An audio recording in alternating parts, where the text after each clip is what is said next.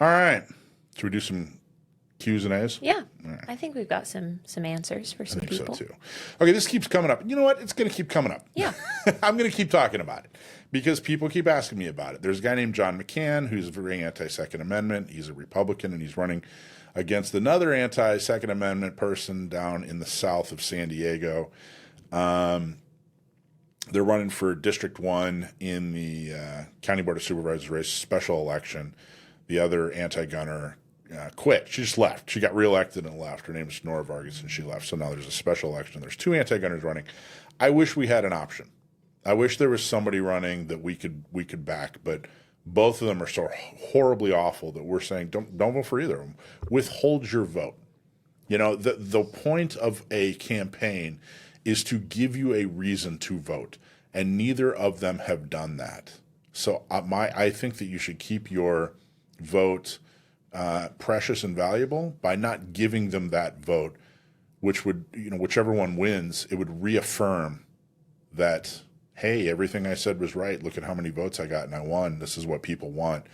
Or even if they don't win, even if they come close or, you know, barely miss the mark, hey, gee, gosh, I only missed by a few percentage points. You know, all I had to do was maybe get a couple more people in the door. Why would I change any of my views? But somebody brought up, they said, hey, you know, you talked to last week or, you know, yeah, I think it was last week, we talked about the criteria we use to endorse people, which is Second Amendment and then viability as a candidate, their character and their effectiveness.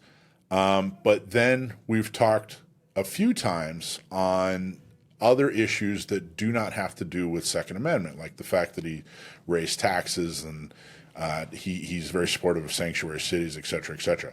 We didn't decide on him based on any of those other political stances. The reason that they came up in conversation or that they're being talked about is because so many Republicans have come to me and said, look, he's not good on the Second Amendment, but that's not the only issue. We're voting for him on other issues. And then it turns into me holding up a mirror and saying, okay, here are the other issues you claim to cherish and support, and he's horrible on all of those too. And oh, by the way, even if he says, "Oh no, I've changed on Second Amendment issues. Now I'm a good guy," we can't believe him because he lies about these other issues as well. So even though this isn't a Second Amendment issue, when we talk about what he's done with whatever taxes, the budget, whatever, even though it's not a Second Amendment issue, it speaks to his character. It speaks to his effectiveness. You know, if we are supposed to believe him on, you know, that he's now Mr. Second Amendment guy, which he hasn't been real vocal on, but some people have said, "Oh no, he says he's okay on the Second Amendment now." We can't believe him because he says so many things that are incorrect across the board. So there really is no candidate in D1. Period. Full stop. If you're in District 1 down in the South, withhold your vote. By no means should you say that yes, his views on Second Amendment, they're okay, so he's going to get my vote anyway. You should absolutely withhold his vote, and hopefully, you know, somebody's going to win. I get it, but you still have to wake up and look yourself in the mirror, and you still have to send a message to the candidate saying your views were wrong.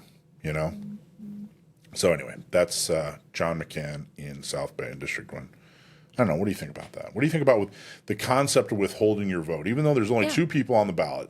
I've done that lots of times. I won't give somebody my vote if I don't at least believe that they are the clear winner between two bad options. And I think in this particular case, there's not a clear winner. They're both bad options.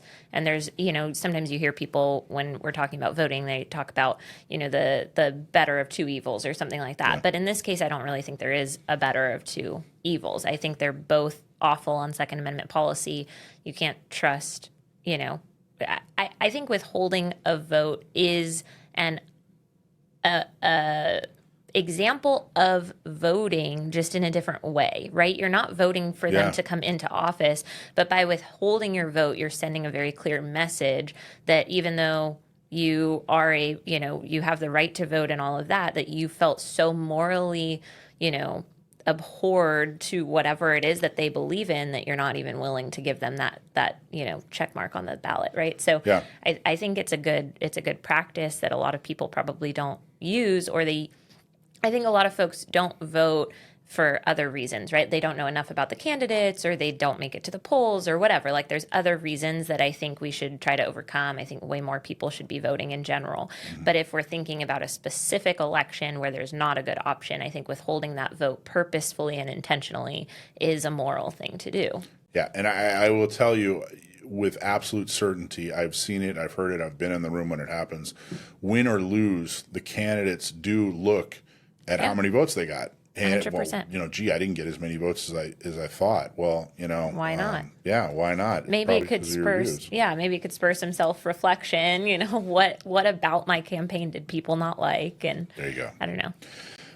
Hey, thanks for watching Gun Owners Radio. I hope you loved that clip. Don't forget to like, subscribe, comment, and follow us on social media. And check out our website at gunownersradio.com.